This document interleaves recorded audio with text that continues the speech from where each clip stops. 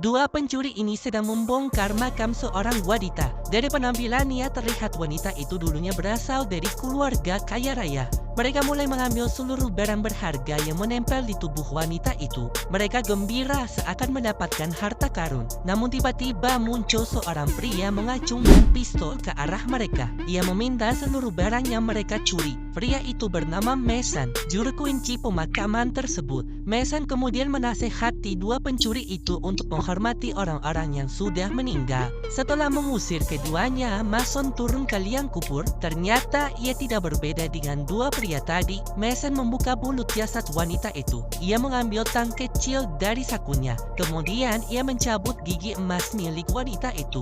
Terlalu senang, giginya malah terjatuh. Ia mencoba meraba-raba mencari gigi tersebut. Tiba-tiba, tangannya digigit oleh sesuatu hingga berdarah. Ternyata itu adalah ulas seekor tikus.